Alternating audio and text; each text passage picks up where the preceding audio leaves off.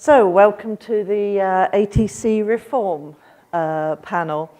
It's a never-ending discussion, sadly. We can't seem to get from talk to walk, let alone run.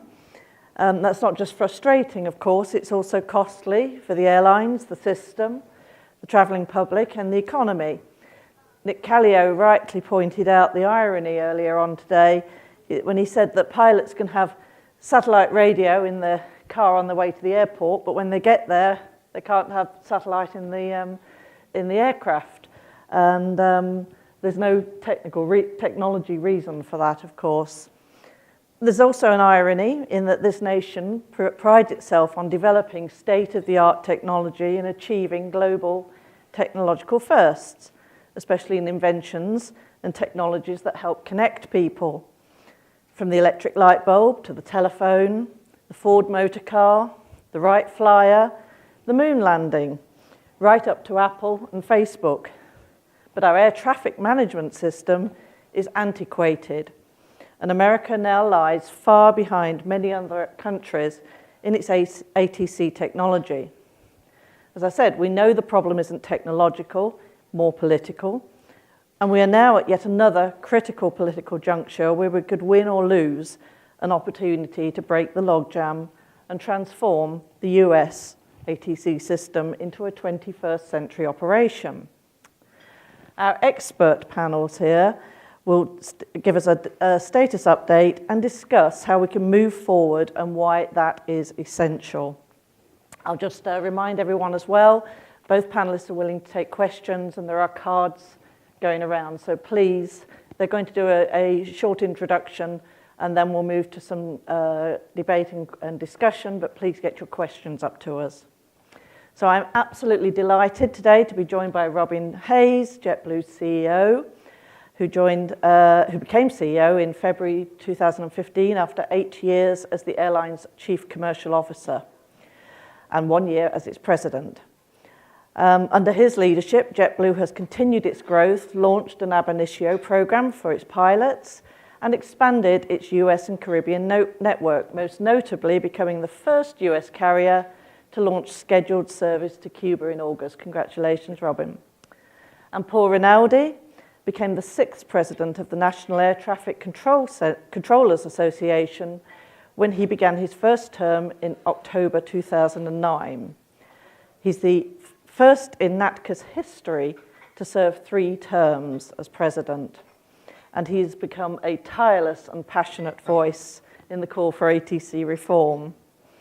So, with that, I'm going to invite the panelists to each give a short scene setter opening remarks, and then we'll move to the discussion, starting with Paul. Oh, thank you. I don't know if I'm a tireless supporter of ATC reform or if I am just a continuous advocate of stable, predictable funding for the aviation system. Same old story. I was on this stage last year at this time, and September 30th was coming last year, and here we were, saying, are we going to have an FAA reauthorization bill, what exactly we're looking like, and here we are one more time. We have an extension until next year in September, but there's a funding uncertainty that will have to be addressed before Congress breaks by the end of this month. And the issue du jour, I guess, is Zika funding now. It used to be Planned Parenthood, and I guess they're kind of marrying back and forth Zika and Planned Parenthood, along with, we've seen the Syrian refugee issue, gun control, you name it, funding or defunding of Obamacare, all seem to be in the way of stable, predictable funding for our aviation system. And it's the same old story. And it continues to do that. It continues to repeat itself, and those in this room and many in the industry realize that we've got it. We've got to do something different. So yes, we need stable, predictable funding, and if that is dovetailed into some type of new structure or reform, we want to be part of the discussion, and we certainly want to build and continue to build the safest, most efficient system in the world. We have the best controllers in the world. We run the safest, most efficient system in the world. But how long are we going to just continue to run on these tires without not giving us modern equipment. I was just in a brand new, beautiful facility in Las Vegas last Thursday, and the TRACON has, the radar room has modern equipment with information systems, and everything seems to be compact and right there. And when you go up to the tower, they have some modern equipment, but they're still running around with flight strips. And the design of that tower is not, you know, you have this beautiful tower and they have this wonderful view. They elevated the local controllers, the one that actually works the airplanes on the runways and off the runways and in the air. They elevated them up so they have the, you know, an unimpeded view of the operation and to enhance the safety of the system. And now there are extra bodies running around handing flight strips up 2 flights of stairs and doing exactly what they have to do, or 2 steps, I should say, not flights of stairs. But it really hit home where you see these beautiful monitors, and then shoved underneath a monitor you see a printer printing paper. And then the controllers have these strips, and they're shoving these paper in strips and passing them all over the place, where the actual tower was not designed for that, and you could tell it wasn't. But for the fact is, we're just stuck in a bureaucratic process of not really setting the priority on electronic flight strips for many, many years, and at the same time, not having stable, predictable funding, and then being caught up in a bureaucratic-laden process to get new equipment into our facilities. And when I get to travel around the world and look at what our counterparts are using for equipment, especially in Canada and in the UK, and you just start shaking your head and saying, we are the best. No way, no two ways about it. We don't have the best equipment. And if we had the best equipment, just maybe we could enhance the efficiency and the safety of the system even more.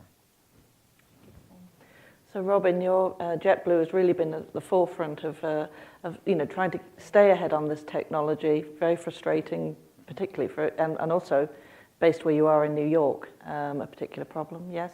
Yeah, no, great, and thanks. And you know, I always enjoy being on a panel with Paul or hearing Paul, because I don't think there's any more articulate spokesperson for ATC reform than Paul, because no one understands it better than Paul and the air traffic controllers that he represents. But look, you know, we all know the argument. I just want to tell you a story, because I think it's kind of always a good way of illustrating it. So, you know, I have a second job, and that is teaching the aviation merit badge to Boy Scouts.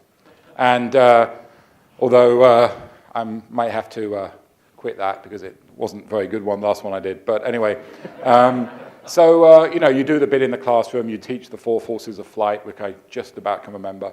And then you have to do a field trip, and you've got different choices in the textbook of what you could do. So I thought, you know what, take them to a tower. So we got approval, and Westchester County Airport is the airport nearest to where I live. And it's a great little airport because, you know, it's kind of small enough that you can kind of really see how things work, and there's GA in there, there's commercial airplanes, so it's great. So I take this group of Boy Scouts up, you know, and the youngest is, you know, 9. Probably most of them are sort of between 10 to 13 or 14, I'd say. My son was there, he's 17, but he never got round to it when he was 10 to 14, and he wants his Eagle, so he was running out of time, so he came. It's a bit embarrassing for him, but anyway. So we go up the tower, and you know, these kids have all got iPhones, and they can do 16 million things at the same time, and they can do Dropbox and all this stuff, and they're very excited to get up into the tower. And they get up into the tower, and the controllers couldn't have been nicer, right? They were so nice, and so the elevator opens up, we go into the room, and there are the strips of paper, and there's a green screen television hanging down from the ceiling with a cathode ray tube that's about 4 feet long, you know, because it's probably been up there 50 years. And like, these kids have never seen this technology before. and it was a real, and some of the dads came as well, obviously, because it's a pretty cool field trip after all. And the point I'm trying to make is that the millennial the young kids today, and then the millennials, they are used to technology, and they want to have a career, and they want to be inspired, and they want to have great tools. And how can we inspire a new generation to do this amazing, important work of controlling the nation's air traffic control system, because it's a vital strategic asset, when they open the elevator and they see that sort of technology? Not one single scout left there, and they're doing the aviation merit badge because they have some interest.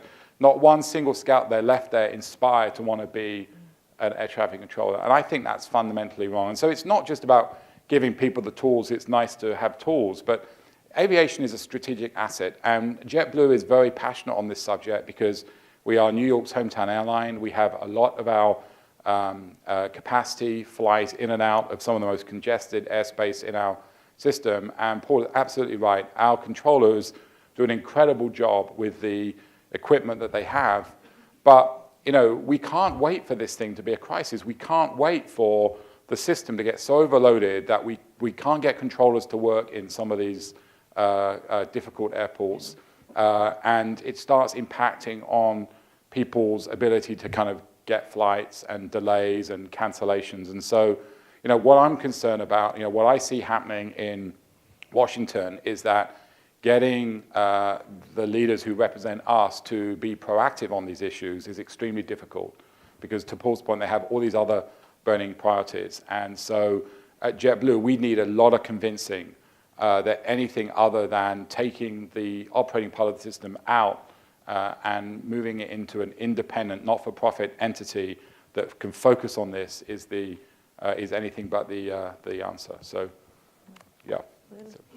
So let's talk about this loop of inaction then, and how we can move out of that. I mean, one of the words that comes up that seems to be most used by the naysayers is privatization, which is used, in some cases as a sort of a scaremongering thing. So what can we do now? As you said, Paul, earlier, we've got this opportunity, but we're sort of running out of those opportunities. What can we do to make the difference? Well, the interesting thing is this is not a new concept. Even if you go way back to 1981 with the strike, this concept was being thrown around. But just going to the Clinton administration and reinventing government, they looked at how do we make air traffic control streamlined, more efficient, and at that time you had then Secretary Pena holding up a vacuum tube with Vice President Gore holding up a vacuum tube and saying we need modern technology. The good news is that we're currently in the process of replacing those vacuum tube facilities in 2016, and we should be done around 2019. So that's good, but the problem is the technology that we're replacing with isn't the 1990s to early 2000s technology, and that's not anybody's fault except for the process and the bureaucratic overlays in which we have within the FAA. And we have great people within the FAA. So if you look and you see how we pulled or formed the ATO, and then we've had 3 former COOs of the ATO have come out and all said, you need to restructure that. That's just not working. And the 4th one, obviously when you're in the government process, at times you're not so freely in speaking your mind. You're holding the line of what you need to hold. But just listening to the 3 former COOs that were there and saying, it needs to be more dynamic. It needs to be streamlined so that we can evolve and we can real-time modernize our facilities. And the facility you're in, I know the facility, and you're right. It's that, and that facility will be on the very last, if this current program that we're working on for electronic flight strips and putting some other things in there, it's called Terminal Flight Data Management. If that system works, that facility will see electronic flight strips somewhere around 2030, 2029, 2030, if it works.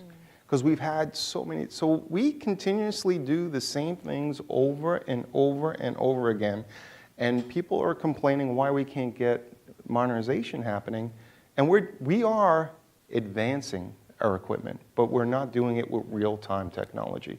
So we're upgrading our vacuum tubes currently right now in our 93 ARTS 2E facilities. And I kind of have a similar story that I had the advantage of taking the UK union leadership into one of my facilities about 3 years ago. And I took them in, which was one of the old ARTS 2E facilities, vacuum tube facilities. Recently, they've been upgraded, so I'm happy for them. And I took them in there, and they actually thought we were punking them, that we took them into a museum, and we staged this whole thing. And we said, no, then they said, there is no way you were working on that equipment. I go, no, we're working on that equipment. Then we took them up to the tower, and they saw what the controllers were doing, running opposite direction, working in military flights along with commercial aviation, along with general aviation.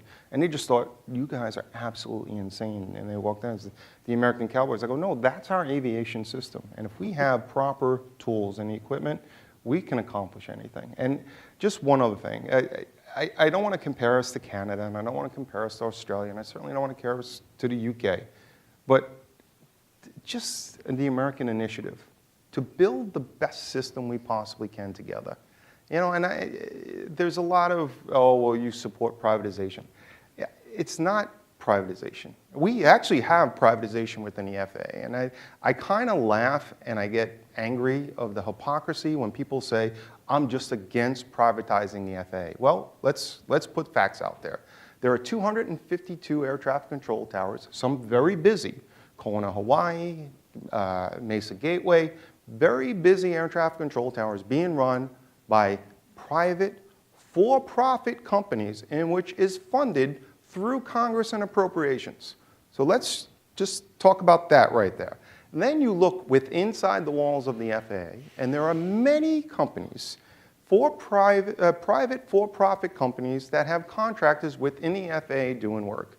Our telco lines are run by Harris, which is a private for-profit company. Our training is done by SAIC now. It was done by Raytheon, which is a company that is for-profit and is private. So let's get away from the word privatization of the air traffic control system, and it's such a bad thing. It's already happening. It's happening as we say we're against it, it's happening. So why don't we work on, instead of working on carrying the flag that privatization is so bad, and we look at how do we get to a stable, predictable funding stream? How do we get to a streamlined process to set procurement and requirements for air traffic control equipment? And how do we do it real time of training and implementing controllers on this new equipment and putting it in there? I mean, that's really what it comes down to. And those that will say, well, I'm against privatization, I'm against this, the privatization is happening. And the more we have stable, unpredictable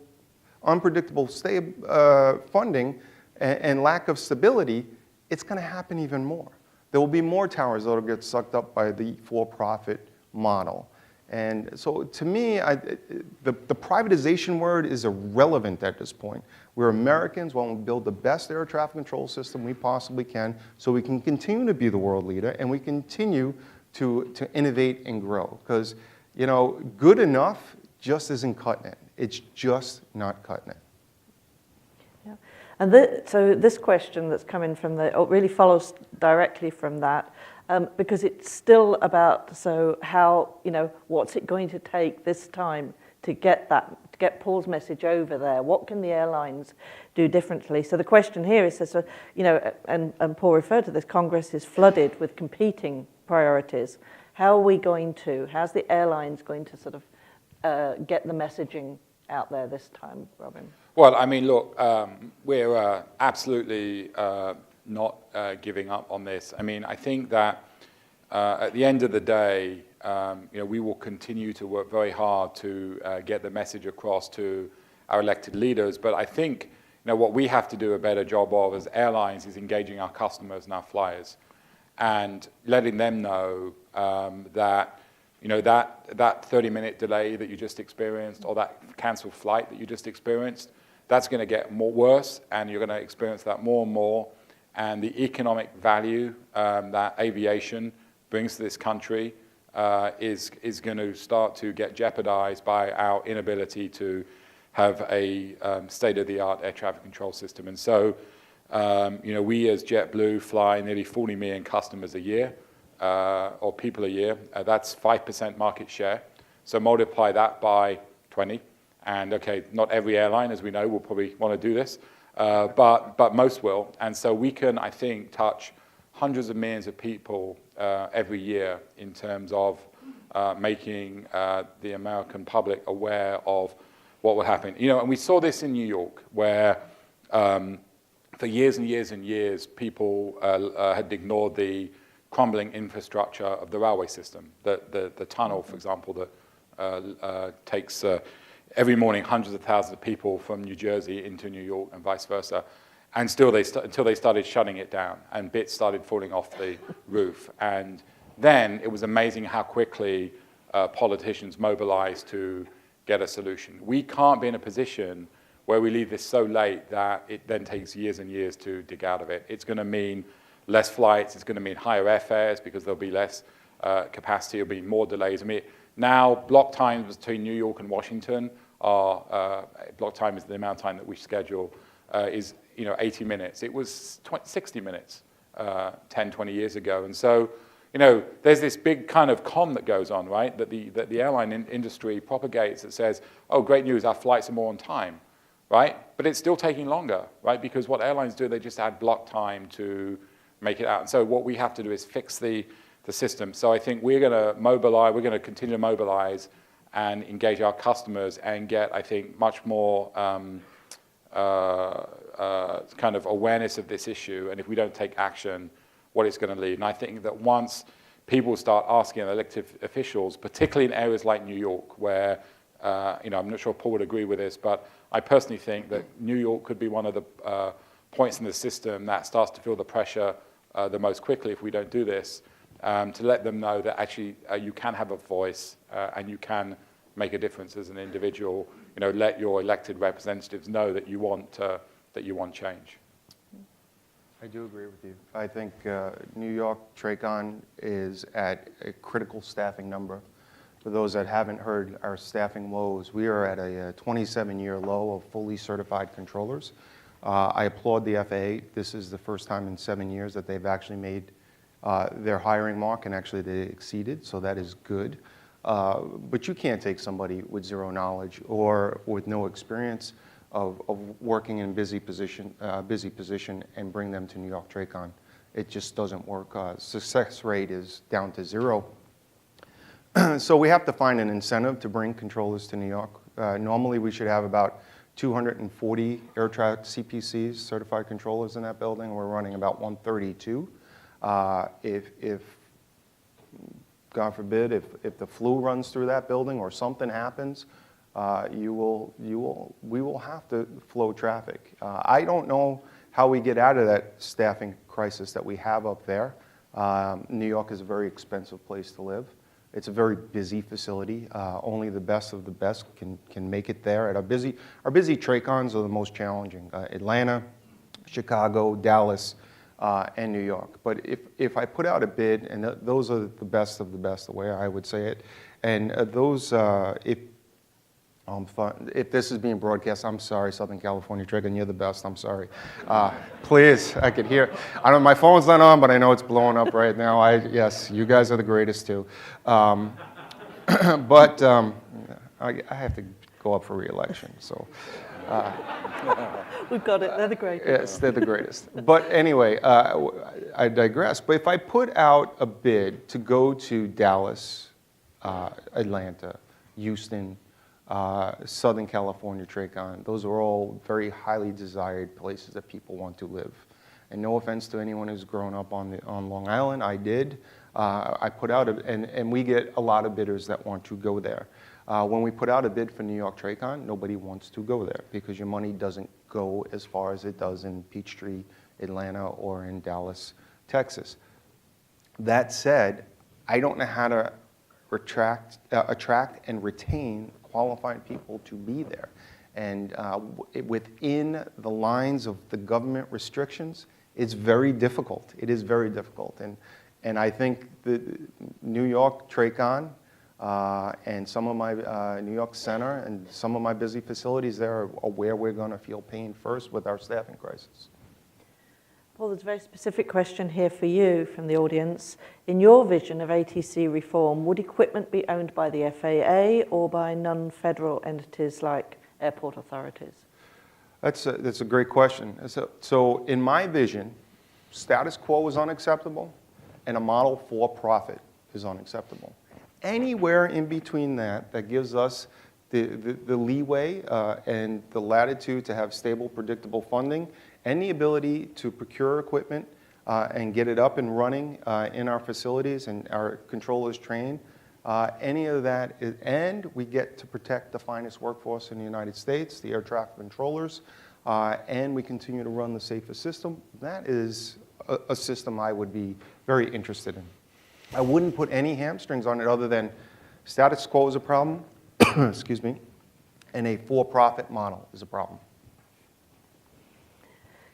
Can we, again, we mentioned earlier, we're in an election year, so how can that impact, whatever the outcome next year, how can that impact our ability to go forward, the industry's ability to go forward on this issue? For me? Okay, I'll start off with you, and then, well, Robin.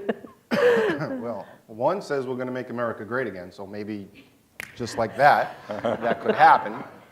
But I think, you know, and there's another candidate that's really talking about infrastructure across the board, whether it is rail, highways, and our aviation system. So elections are elections, and they make a lot of promises, but we really have to hold people accountable to continue to move this country forward, whatever or whoever wins. We do have an infrastructure problem in this country. So there's going to be hard investments that need to be made. I think in a very strange way, the aviation system, and I know some people probably disagree with me, as many do, that one shouldn't be so hard. There is a dedicated funding source that comes from passenger tickets and fuel taxes, and there's a dedicated funding source that we should put back into the operation so the operation grows. Not back into this, not into a black hole where we'll parse out and we'll restrict the operation so the operation shrinks, so therefore the dedicated funding source also shrinks. So it really is, it's a mindset to say, why don't we take this funding source and grow this aviation system so it continues to flourish and continues to grow across this country? So Robin, do you think simply because of the process of a new administration settling in, is that a potential danger in, again, that this doesn't become a priority? Well, look, I see it as an opportunity, because I think that, you know, I've had the ability and been lucky enough to sort of live and work in different parts of the world. And, you know, what strikes me is that you go in many other developed countries and how bipartisan the issue of infrastructure is. And everyone understands that infrastructure is good for the economy. And so I think in the US, what we've seen is infrastructure just become part of the sort of political football that gets kicked backwards and forwards. And so I think it's a fresh start to actually put aviation on the map, talk about how 5% of GDP and 11 million jobs are dependent on aviation. It's a growth sector of the economy. The industry is healthy again after being unhealthy for decades. And I think it's a chance to talk about the strategic value of aviation. It's amazing how many people over here, other stakeholders want to whine and get upset about what's happening to some of the international airlines. But what other countries have done is they've recognized that aviation is a strategic, important thing for their economy, and they've supported it in whatever way. And so I think it's a chance to get aviation on the agenda. I think it's a chance to get very excited about that. And I think as part of that, putting ATC reform as the #1 item in the to-do box, I think is a really, so we're, from a JetBlue point of view, we're very excited, and we see the new administration, whoever forms it and whatever it looks like, to start talking about this issue very quickly. That's you raised a really critical point there. tying aviation to the economy. Whatever administration comes in, that should be a key message there. Would it be going too far to say if we don't do this, aviation shrinks and therefore the economy can be harmed by not going forward? Well, that's not going too far, because if you look at what the FAA looked at in 2013 of closing, they looked at closing 238 air traffic control towers, not because it was safe or efficient, but to meet the sequestration number. They went to a fix on fail with our equipment, and because they had to, and they're still kind of in that mode. They stopped hiring air traffic controllers for a full year. And which has really put us into this, 27-year low of certified controllers, because it takes 3 to 5 years to get a controller from the academy to fully certified at our busy facilities. So I would say, yes, if we do nothing, we will shrink aviation in this country. And actually, Administrator Huerta has basically said we should shrink our footprint if these are the budgets we're going to have. So we're looking at shrinking aviation in this country, which then in turn shrinks jobs and shrinks the Aviation Trust Fund and makes us a smaller system where we should continue to grow and be on cutting edge technology. Questions just come in for somebody just wanting a clarification on something that you mentioned, Paul. And it's clearly this person knows their stuff, because they're saying of the 252 air traffic control towers, how many are run by private for-profit companies? I believe all of them are run by 3 companies. Those 252 are run from Robinson Aviation, Midwest, and Serco. So they're all contract tower on the contract towers. Yeah. So and that happened just to look at what's happening is the FAA is not taking on new air traffic control towers. If a new tower is going up in a town, then they're trying to be part of the federal contract tower program to get funding to run that. It's not being run by the FAA, it's being run by these 3 companies that are for profit. And we have many airports that actually should have air traffic control towers, and the FAA just doesn't have the resources to put it in there. I'm going to start this next one with you, Robin.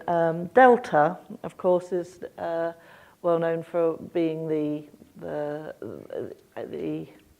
I hesitate to say rogue, but has stood up against ATC reform, essentially.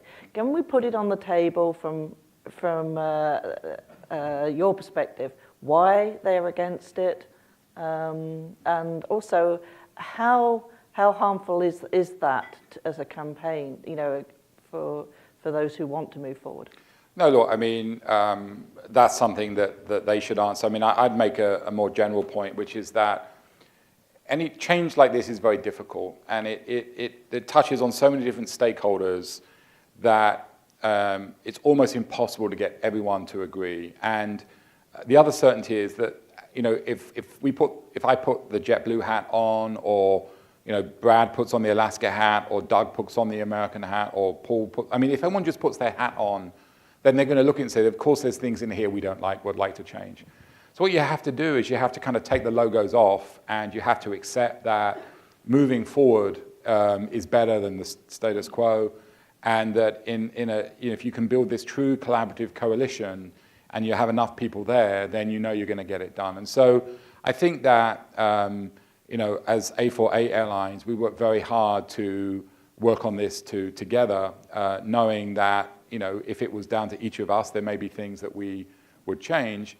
And I think others have taken a different view, that they kind of want to look at it more parochially for their own sort of benefit.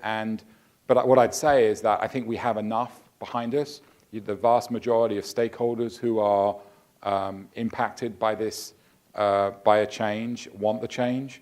And that, I think that eventually it has to happen, right? We know in 20 or 30 years, we can't be, it's now 2040, and using cathode ray tube televisions and paper strips, I mean, you're going to find anyone who wants to do that. So we know we have to begin this process of change, and I think the challenge that we all have as stakeholders in the industry is let's do that now in a controlled way so we can be thoughtful, we can, because it's going to take some time to make the transition, we want it to be successful, rather than stuff starts happening and then politicians start to panic because they've got people calling them every day wondering why their airfares are going up and why capacity is starting to get constrained or why flights are taking even longer. And then I can tell what we will get a bad solution, because when you try and do things in a rush like that, it never is the right thing. So I think that's what we're focused on. We're focused on the people and the stakeholders who see this as a good thing, that want the change and moving forward together. And you're always going to have others who take a different point of view. Delta does seem to, I mean, it's not a nuanced thing. They've categorically gone out and said there's no need for ATC reform. Don't fix what isn't broken, essentially. Well, I think a lot of their flying exists in airports where there is no capacity constraint. We're New York's hometown airline. We're from New York. We have a higher percentage of our flights there than anyone else in terms of total capacity. So, I think we feel the pain and we feel a very urgent and compelling need for change. Yeah. Question again from the audience. Did privatization contribute to Canada's improved ATC system? Of course, we're talking the NAV Canada example there. Yeah, I think that I've studied the NAV Canada model or transition very thoroughly, and it was they were kind of in the rut we were in. Couldn't get new equipment. Facilities were struggling. Staffing was bad. Pay was stagnant. And the controllers actually were the catalyst to get that going.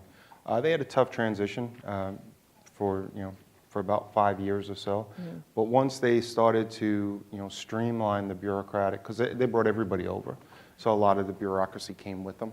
So that took a while. But once the bureaucracy kind of retired and they didn't backfill behind that, and they streamlined their their management structure, they were able to modernize equipment. They're selling equipment around the world. It's the controller, it's an engineer, and it's the pilot sometimes sitting down there developing what the equipment is going to be, and testing, developing, implementing a little bit, training, and then deploying it, and they're selling it around the world. So it did help their system tremendously, and they're on the cutting edge on a lot of things, especially space-based ADS-B, which is a very sore subject with me when it comes to the FAA's position on that. Yeah, I think that's just to build on that point, because I think if most people who flies in an airplane who got an airplane to leave the States to fly to Europe realize that the way that that we know where they are is because the pilots call in and let people know. Mm-hmm.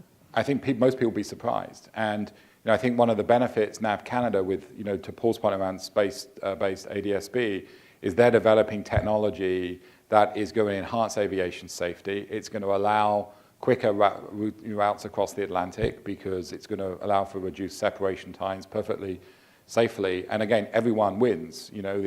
And we haven't talked about this, but so much focus these days on carbon emissions and the global footprint, and these are really tangible ways where we can actually, aviation can make a positive contribution to reduce carbon emissions, because the less time airplanes are in the air, the less carbon that we're emitting. And so, I think the benefit of NAV Canada and other organizations who have done this around the world, it's bringing other benefits to the market that then airlines and airline systems benefit from. And again, in the US, we don't have that. So, that Paul's point, that gives people like NAV Canada a big advantage. NAV Canada, of course, is often, that's a name that comes up a lot in these discussions. Do you see NAV Canada, the NAV Canada model as a good template for the US, or should it be an all-American system of its own? Well, I think I look at NAV Canada and it works well in their country. I think we could develop our own. We could learn from their mistakes, learn from their successes, along with the UK. learn from their mistakes and their successes, and Australia. But I mean, the reality is we have to do something. If you look into 2012, we ran roughly just short of 750 million passengers a year. If you look at what we ran in 2015, we're just short of 900 million passengers a year. Less controllers, same equipment, demand is growing. So what is going to give? Is it going to be our staffing? Is it going to be our equipment? Is it going to be more block times? What is going to give as we cross that billion passenger mark a year? Because it's coming, growth is coming, and we're still stuck in the same antiquated, bureaucratic-laden process. So if you look at NATCA, you look at the UK, they're able to adapt. We can learn from them, and we could build our own system, which works for us, because we have the most diverse system, but it would work for us. We're getting pretty close here. I'm going to ask you each if you could sort of project over the next 12, when you come back to this conference next year, what would you most like to be able to say, where we are now, and what's your worst scenario? Maybe Robin, would you like to? Well, we're focused on a positive outcome. So it's very easy to get cynical and say we've been talking about this for 20, 30 years, and so nothing's going to change. But I don't believe that need to be the case. And so, JetBlue and other members of A4A, we're going to be tireless in our advocacy for this. And, I think a new administration, new members coming into the Congress, and it won't be easy. I don't want to be naive, but the case for change is clearly there, and we have to continue to make it. A year from now, I'll probably be sitting on the stage, and we'll be 13 or 17 days before FAA reauthorization expires. And we'll be looking at another extension. I think you're talking the worst scenario here. Well, he gave the rosy picture. But honestly, I think the reality is, with 27 extensions in the last 10 years, I think we're just going to keep looking at more extensions.